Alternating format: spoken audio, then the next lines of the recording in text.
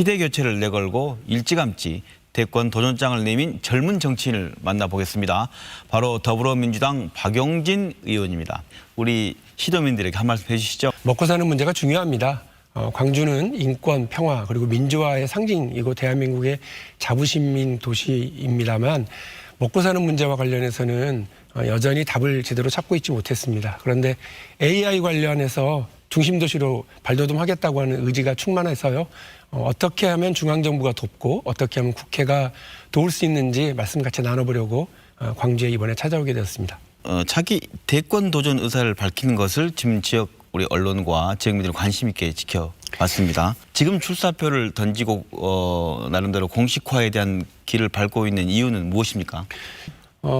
그리고 이제 제가 우리 나이로 50이고요. 만으로는 49인데 네. 나이 문제는 아닌 것 같습니다. 그럼 경험 문제인데 재선 의원이고요. 또 28살 나이에 처음 출마를 했었던 때로부터 치면 21년째 정치를 하고 있는 중입니다. 대한민국이 변화와 도전, 늘 이런 선택에서 아주 적극적인 선택들을 해왔는데 이 변화에 주저하지 않고 또 용기 있게 도전하는 그런 젊은 리더가 필요한 시절입니다. 대한민국의 변화와 도전을 일깨우고 앞장서서 만들어 나가겠습니다. 네, 그렇군요. 현재 여권의 대권 구도는 양강 체제로 쭉 이어온 건 다 아시지 않습니까? 네. 본인과 좀 비교해봐서 자신의 장점은 좀 무엇인지 한 말씀 해주시죠. 근데 무엇보다도 박용진은 경제 문제와 관해서 네. 상당히 강한 젊은 개혁적인 정치인이다 이렇게 봐주시면 좋겠어요.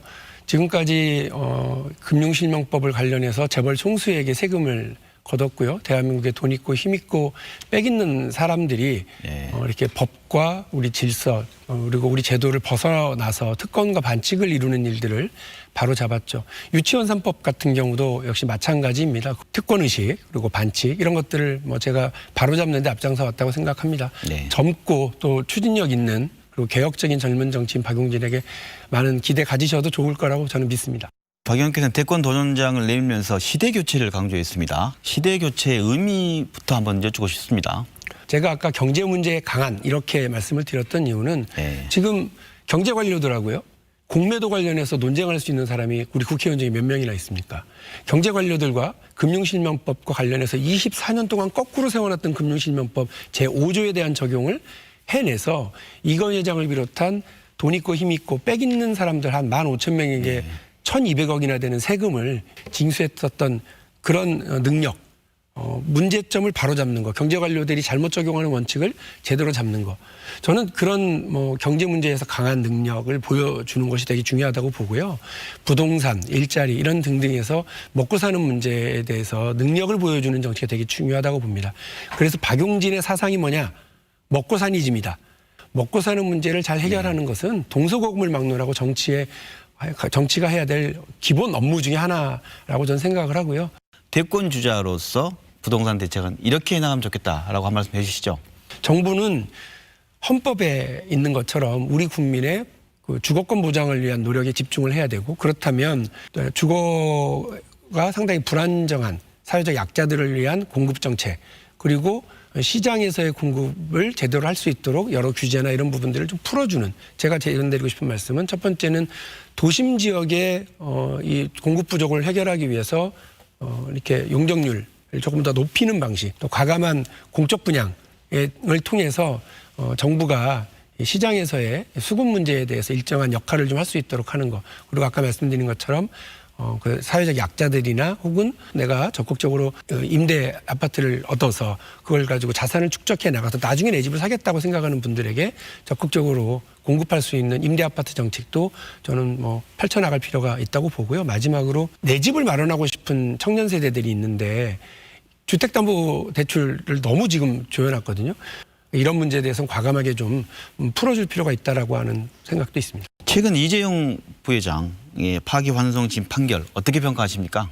경영권 승계하려고 사익을 추구하는 과정에서 얼마나 많은 삼성의 인재들이 희생됐습니까? 20명 넘는 삼성의 인재가 세계 최고의 인재들이 이렇게 희생되고 시스템이 희생되고 삼성이라고 하는 회사의 가치가 추락하는 저는 이런 건 더 이상 지켜봐서는 안 된다고 생각을 네. 하고 있고요. 네. 저는 응당한 법의 판단을 받았다. 앞으로 삼성도 재벌 총수의 그 이익을 위해서, 개인의 이익을 위해서 거기 복무할 게 아니고요.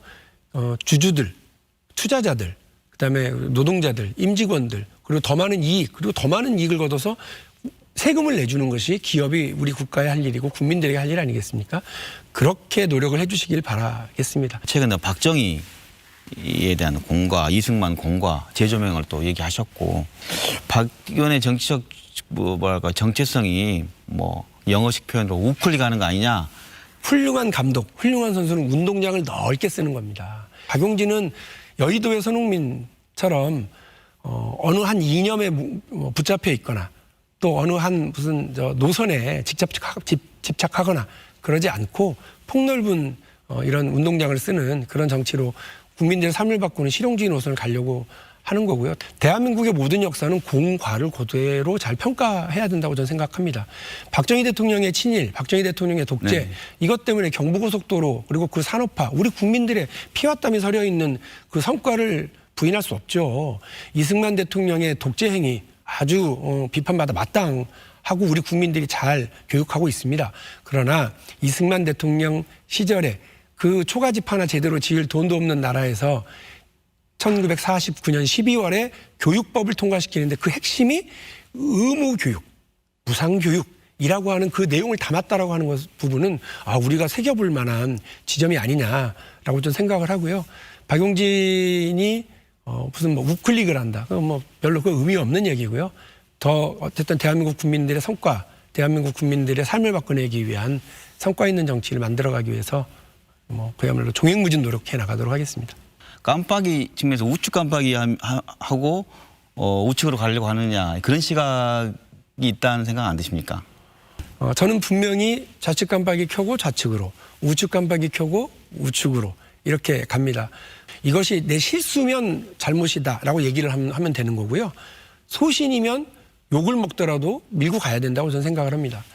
그래서 저는 정치는 소신과 정직, 용기.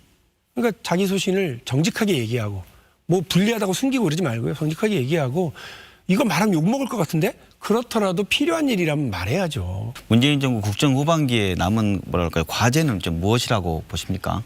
남은 1년 우리 문재인 정부는 정권 임기를 잘 마무리하는 거 그리고 대통령께서 국민들에게 약속했던 부분을 잘 이행하는 충실한 그 1년이 되어야 되겠지만 더불어민주당은 우리 입법 권력은 아직도 시간이 훨씬 더 많이 남아 있습니다. 국민들에게 드렸던 약속을 지켜내기 위해서 정권 재창출 반드시 해야 됩니다. 그 정권 재창출을 통해서 우리가 국민들에게 약속했던 그러나 문재인 정부에서 아직 미진한 부분들에 대한 연속 개혁을 하기 위해서 더불어민주당은 용기를 갖고 변화를 위해서 앞으로 전진해 나가는 그런 계속 전진해 나가는 그런 개혁 정당으로서의 모습을 계속해서 보여줘야 된다고 생각합니다.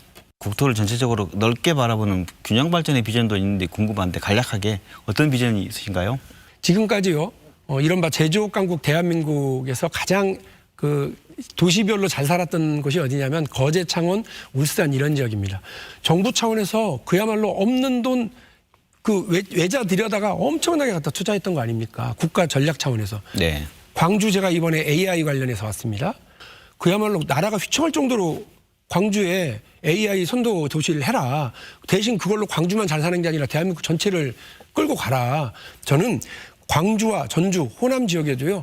과거에 울산, 창원, 거제 국가 차원의 이런 투자가 있었듯이 4차 산업혁명 시대에 대한민국이 이제 선도를 해야 되는 시기입니다. 정부가 보다 과감하게 투자하고 과감하게 그런 길을 열어나가도록 광주에 그냥 부담감도 확 주고 그리고 권리도 확 주고 그다음에 거기에 대한 책임감, 지위 그리고 금전적 지원, 국가 재정적 지원 이런 것도 확 줘서 광주가 한번 세계의 AI를 선도하는 그런 도시가 될 수 있기를 기대하겠습니다. 네. 마지막으로 광주에 있는 시도민에게 한 말씀 해주시죠.